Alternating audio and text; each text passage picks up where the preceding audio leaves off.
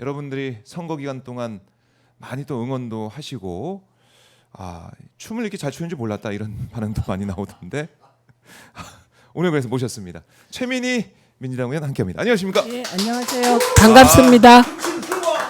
신음악 지금 목소리 나오고 있는데 저 깜짝 놀랐어요. 왜요? 춤을 이렇게 원래 잘 추시고 흥도 이렇게 많으세요, 의원님? 필요하면 다 합니다. 저거 짤이 지금. 필요하면 진짜 다 합니다. 저는. 예. 네. 그리고 저거는 네. 저희 지역에 수동이라는 곳이 있는데요. 저 시간이 인적이 드문 시간에 한 1시간쯤 혼자 서서 인사를 했어요. 예. 그러니까 진짜 지겹더라고요. 네. 그러니까 그래서. 그 유세가 네. 이제 저희가 차를 타고 유세차를 돌잖아요. 한 네. 10시간쯤 돌면 진짜 힘들어요. 그럼요. 진짜. 그리고 그 중간중간 유세를 짧게 하는데 그 유세도 반복되잖아요.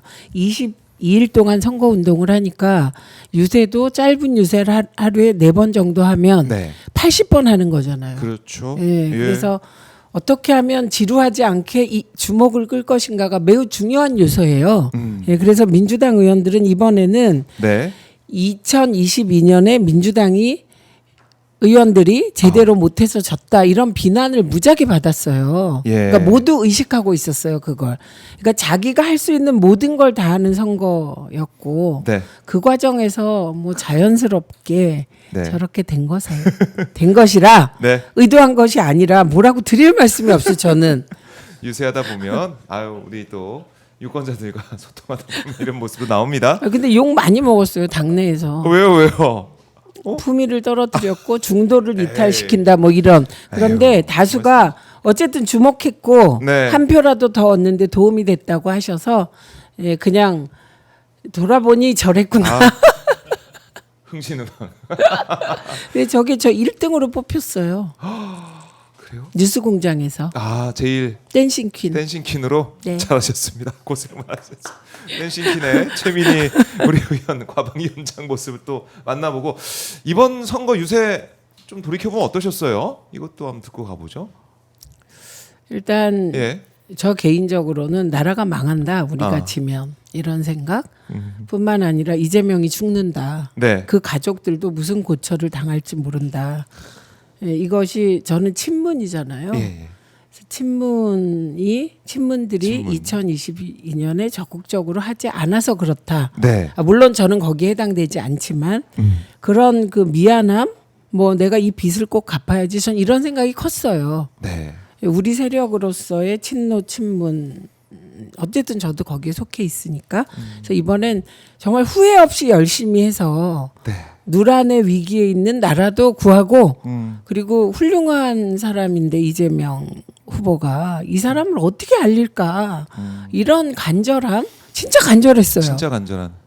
그러니까 3년 전과는 또 다른 느낌이더라고요. 저도 이제 유세 현장 다녀보면. 그 2022년에 이재명 후보가 떨어지고 나서 이재명 후보가 당한 고초, 그 가족이 당한 고초가 이런 말로 다 할 수가 없어요. 그리고 저 국힘이랑 윤석열 검찰의 특징이 뭐냐면 자기들이 조작을 해놓고 그걸 자기들이 믿어요.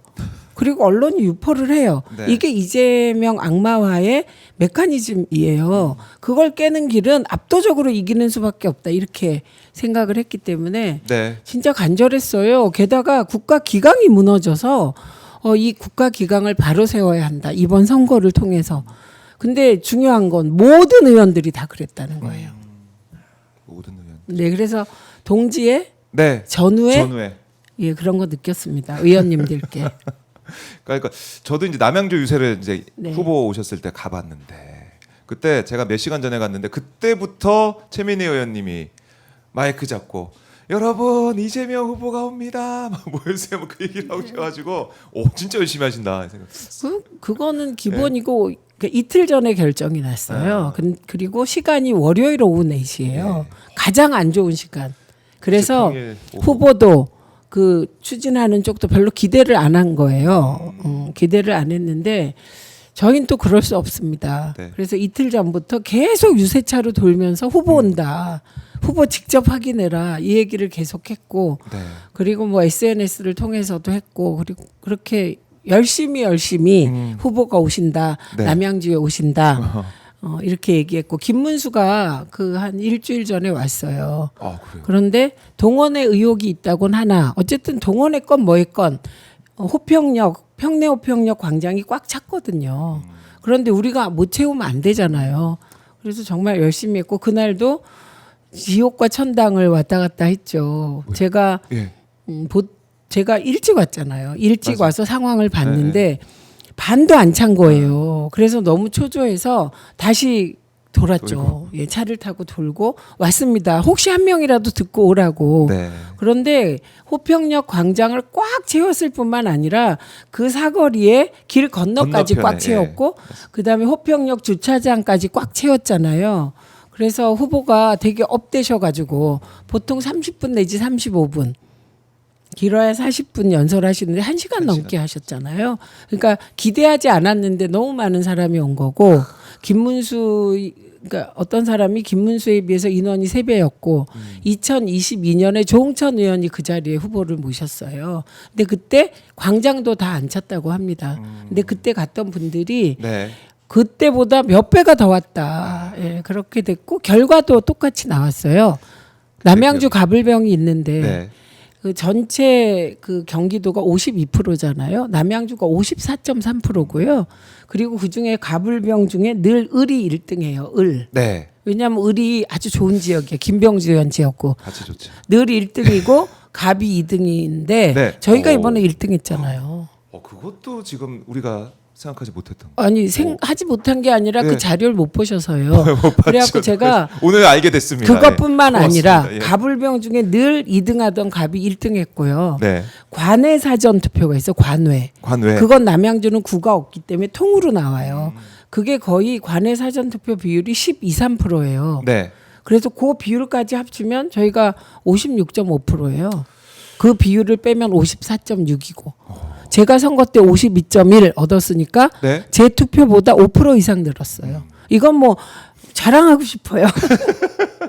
알려야 됩니다. 이런 예, 거는 마구 많이 자랑하고 알려야 싶어요. 돼요. 예. 많이 알려야 되고 아까도 화면 보셨지만 이때 너무 더웠거든요. 네. 너무 더운데 그 땡볕에 땀 흘리면서 거기 모여 계신 시민들 보고 저도 감동받았어요. 네. 그리고 이번에는 예. 유독 자원봉사자들이 정말 너무 열심히 일한 그런 거였어요. 그래서 자봉들을 보면서 늘 감동받고 네. 자봉들을 보면서 제가 더 열심히 해야 되겠다 이렇게 생각했어요. 그래요. 그러니까 우리 모두가 이제 한 마음 한 뜻으로 이번에 지면 큰일 난다. 네. 나라 망한다. 네, 이런 마음으로 뛴 예, 거잖아요. 예, 그랬습니다. 그 가운데 우리 또 흥도 폭발한 우리 의원님 모습 보면서 다들 뭐 즐거웠고 요새 저도 다녀보면은 우리 시민분들 표정도 그래도 네. 밝고 3년 네. 전과 다른 모습, 에너지가 느껴졌거든요. 네, 희망이 네, 느껴지고 네, 네. 그걸 또 희망을 춤으로 승화하신 우리 최민희 의원님 승화. 고생하셨습니다. 네. 고생하셨고 그리고 이제 페이스북 보니까 또 감사 인사로 또 다니셨더라고요. 보니까 지금 어땠습니까? 계속 하고 있어요. 하고 계세요? 근데 우선 네. 그 첫날 우리가 당선되고 방 꼴딱 세우고 새벽에 나갔어요. 예. 6시 17분에 제가 나갔는데 시민들이 너무 우울하신 거예요. 왜요? 저는 기대하기를 저보고 막 반가워하고 수고했다. 그게 아니고 우울한 표정인 왜 거예요. 그러셨대요? 김문수가 40% 넘은 거에 너무 충격을 받으신 거예요. 41%. 비상계엄하고 별의 별짓을 다 하고 후보를 빈대떡처럼 네. 뒤집고 그랬는데 41%가 나왔다. 이 부분에 대하여 너무 우울하셔가지고 그냥 수고하셨어요 이러고 가시는 거예요. 그래서 나중에 어떤 한 분이 어떻게 40%가 넘습니까? 네. 그 마음이셨던 거예요. 40%. 기쁜데 기뻐할 수 없는 우리가 완전 제압을 하지 못하는 그 단단한 철옹성을 보고 네. 너무 우울해하시는 거예요. 예, 그래서 예. 제가 지금까지 계속 그 감사 인사를 하고 있고요. 그리고 한 일주일 더 해야 될 것 같습니다. 일주일 더 해야 네. 되고 고맙습니다. 열심히 하겠습니다. 네. 이렇게 하시면서 감사 인사를 다니고 있는데 그래도 이재명 대통령 시대를 맞아서 네. 그래도 지금도 효능감 좀 느끼고 계시지 않아요? 시민분들 반응이 좀 어떻습니까? 이재명 대통령 일단 시대 며칠 안 3일 됐지만 3일 동안 네. 취임 3일 동안 윤석열 3년 한 거 다 하신다. 뭐 이런 분위기이고요. 예. 그리고 저는 이런 날이 오는구나. 예. 이해찬 대표께서 2022년에 선거 지고 나서 네.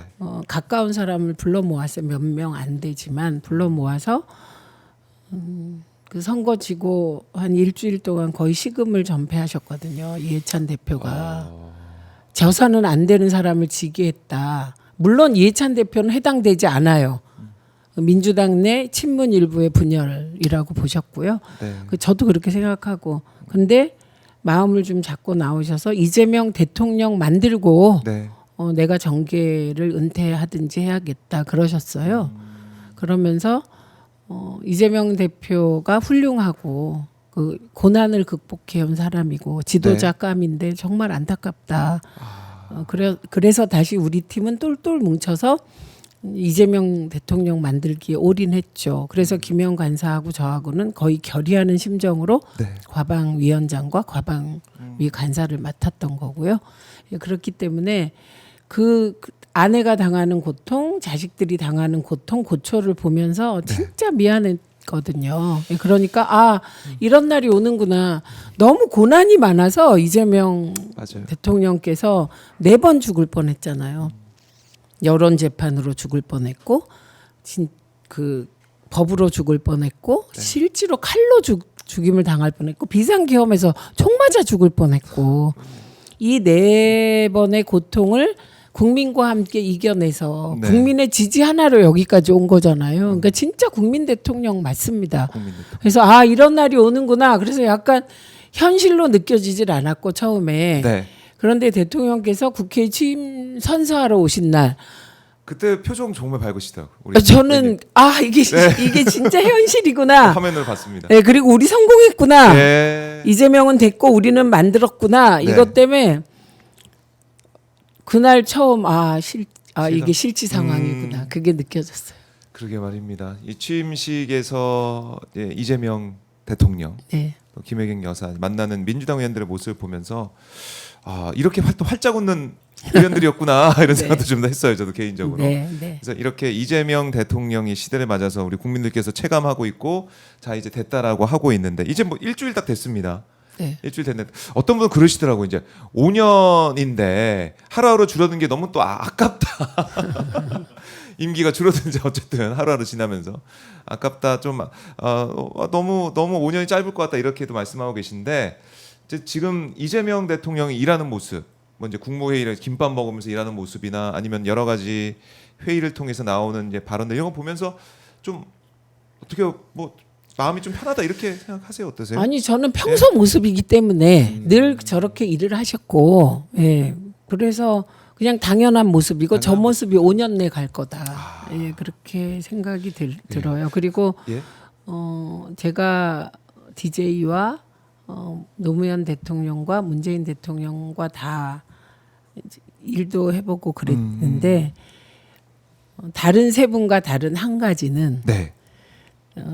대충 우리 쪽 대통령님들은 낭만적이기도 하고 그리고 뭔가 일이 대통령이 됐을 때 일이 정말 진행이 안 되고 괴롭히는 사람도 많고 이러시면 그 자리 자체를 좀 안 하고 싶다 이런 말씀들을 하셨어요. 문재인 대통령은 참을성과 인내심이 강하니까 안 하셨지만 속으로는 정말 힘들다 이거 다 느껴졌거든요. 그런데 이재명 대통령의 특징은 이 자리 성남시장이면 시장 경기도지사면 도지사 대통령은 더 하겠죠. 이 자리가 얼마나 소중한지를 뼛속까지 느끼는 분이더라고요. 그래서 성남시장 할 때는 최선 다하는 거예요. 시장으로서의 역할을. 도지사 3년 동안 경기도 빚을 거의 1조 5천억 가까이 갚았더라고요. 그리고 경기도 성장률이 3년 동안 9점 몇 %예요. 최선을 다한 결과잖아요. 그러니까 그 모습대로 대통령이 얼마나 소중한 자리인지 대통령이 한 시간은 5,200만 시간이잖아요. 그거를 인지하고 계신 거. 전 그게 매우 중요하다고 생각해요. 그래서 너무 소중하니까 최선을 다하게 되는 거죠. 그리고 그 최선을 다한 결과로 자신을 지켜준 국민께 하는 이게 그냥 네. 로직처럼 각인된 분이에요. 네, 로직처럼. 그러니까 성남시장 저도 이제 시민분을 만나면 성남시장 겪어봤던 분, 네. 또 이어서 경기지사 겪어봤던 네. 분, 효능감을 너무나 많이 느꼈기 때문에 네. 기대가 또 크더라고요. 그 단어가 네. 이재명 대통령 때문에 생긴 단어예요. 음. 정치 효능감. 효능감. 그 전엔 효능감이란 단어가 그랬던 것 없었어요. 같아요. 잘 안 썼던. 그게 이재명 대통령이 정치하면서 효능감 있는 정치를 시작한 거예요. 그러니까 이 부분을 기자들이 잘 안 써줘서 네. 섭섭해요. 저희가 오늘 많이 얘기하겠습니다. 네, 효능감. 효능감이란 단어가 네. 정치에 떠돈 건 이재명 대통령이 이다 시작한 것이 아하. 예. 알겠습니다. 그렇게 딱 좀 정리를 알아주시면 좋겠어요. 네, 알아주기를 바라고. 저 예. 시청자분들은 아실 거고 주변에 많이 알려주실 겁니다. 예, 예.